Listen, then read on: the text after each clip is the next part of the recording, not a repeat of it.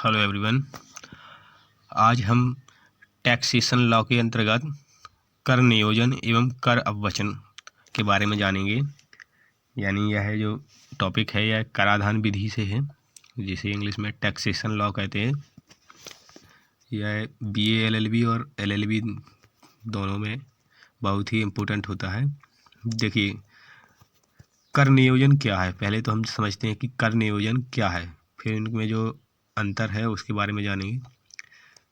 देखिए, कर नियोजन ऐसा प्रबंध है जिसके अंतर्गत करदाता यानी जो व्यक्ति कर देता है यानी टैक्स देता है, वह अपनी वित्तीय कार्यवाही को इस प्रकार सुव्यवस्थित कर नियोजन करता है जिससे किसी भी कानूनी प्रावधानों का उल्लंघन किए बिना ही कर भार को कम करता है। यानी कि कोई व्यक्ति बिना किसी कर की चोरी के कि वह व्यक्ति कानूनी रूप से यानी कानूनी तरीके से अपने कर को यानी टैक्स को बचा लेता है, तो यह क्या है, कर नियोजन हो जाता है। यानी कानूनी तरीके से अपने टैक्स को बचाना कर नियोजन कहलाता है।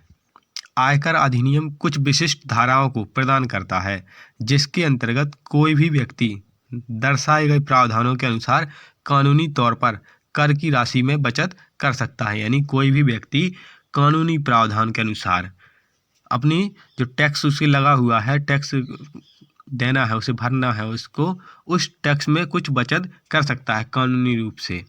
जब कोई व्यक्ति इन धाराओं, प्रावधानों तथा नियमों का आश्रय लेता है तो इसके परिणाम स्वरूप वह अपने कर दायित्व में कटौती कर सकता है। कर नियोजन कहलाता है, इसे ही कर नियोजन कहा जाता है। जब कोई व्यक्ति कानूनी रूप से अपने टैक्स में कटौती करवा लेता है तो उसे कर नियोजन कहा जाता है। देखिए, कर नियोजन में कर अधिनियम के अंतर्गत स्वीकृत समस्त कर छूटों, कटौतियों, रियायत, रिबेट तथा अन्य राहतों अथवा फायदों का भरपूर फायदा उठाया जाता है।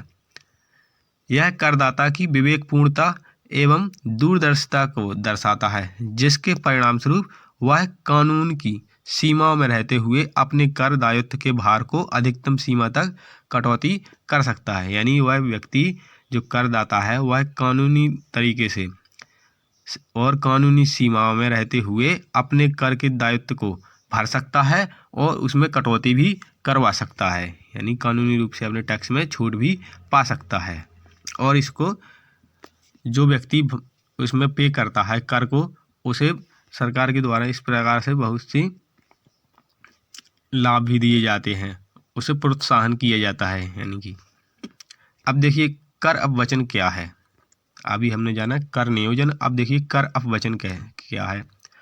कर अपवचन, देखिए, जब कोई करदाता कर कानून संबंधी नियमों तथा प्रावधानों का पालन नहीं करता है, यानी जब कोई टैक्स पेयर यानी जो व्यक्ति टैक्स देता है वह कानून संबंधी नियमों, जो कानून से संबंधित नियम हैं उनको वो प्रावधान है उनमें पालन नहीं करता है और अपने कर को यानी जो टैक्स उसे भरना है उस कर को कम कर लेता है, टैक्स को कम कर लेता है, तो इसे कर अपवचन कहते हैं। यानी मान लीजिए किसी को 10 लाख रुपए हैं, 10 लाख रुपए से उसका जो टैक्स होता है वो व्यक्ति क्या करता है, 10 लाख रुपए होते हैं उसके पास, उसमें से वो क्या करता है, बताता है सरकार को कि मेरे पास सिर्फ 7 लाख रुपए हैं। 3 लाख रुपए वह व्यक्ति अपने पास रख लेता है और सरकार से नहीं बताता है कि हमारे पास 10 लाख रुपए थे। तो इसे क्या कहते हैं, इसे ही कर अपवचन कहा जाता है। यानी उसने एक प्रकार की चोरी कर ली है कर की, टैक्स की, वह सिर्फ 7 लाख रुपए बचा रहा है।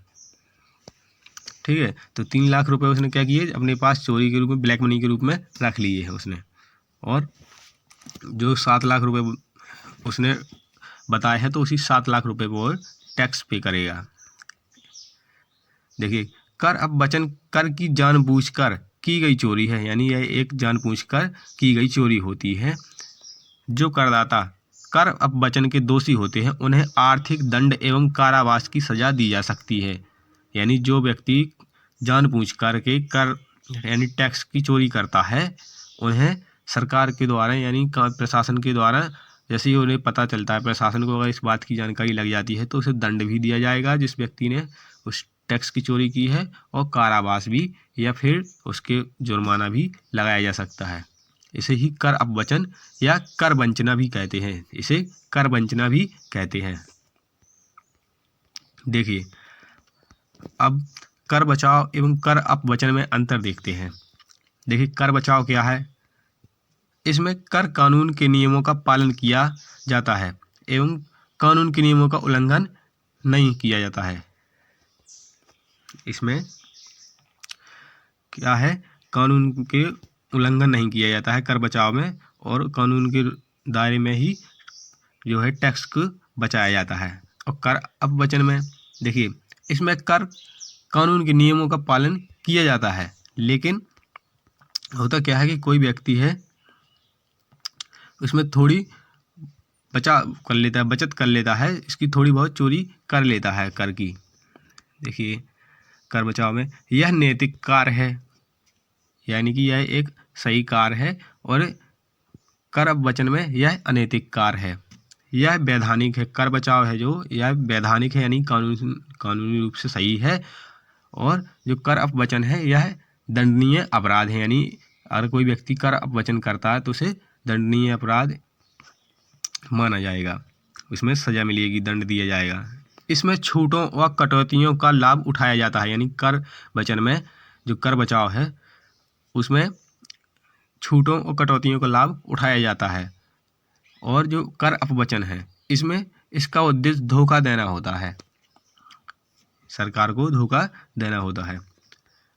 अब कर बचाव में देखिए, इसमें बौद्धिक आवश्यकता होती है, यानी दिमाग की आवश्यकता होती है, बुद्धि की, ताकि वह व्यक्ति अपनी बुद्धि से अपने कर के बचाव कर सके कि हमने सर ये चीज़ें ली हैं, इसमें इतना टैक्स दिया है, इसमें इतना टैक्स पहले ही दिया है, हमने ये सामान खरीदा है। तो यह एक बुद्धि के रूप से, कानूनी रूप से, अगर उस व्यक्ति को कानून की जानकारी है, लॉ की जानकारी है ठीक से, तो वह अपनी बुद्धि यानी दिमाग के बल पर उसमें कर का जो है बचाव कर सकता है। लेकिन जो कर अपवंचन है इसमें विशेष योग्यता की आवश्यकता ही नहीं होती है, इसमें कोई भी व्यक्ति इसमें चोरी कर सकता है कर अपवंचन में। यानी मान लीजिए कोई अनपढ़ व्यक्ति है, तो वो उसने 20 लाख रुपए कमाए हैं, वो कहेगा सर हमने तो सिर्फ 10 लाख रुपए कमाए हैं, उसने अपने, इसमें कोई योग्यता की जरूरत ही नहीं होती है, और कोई भी व्यक्ति इसकी चोरी कर सकता है। इसे ही कर अपवंचन कहते हैं।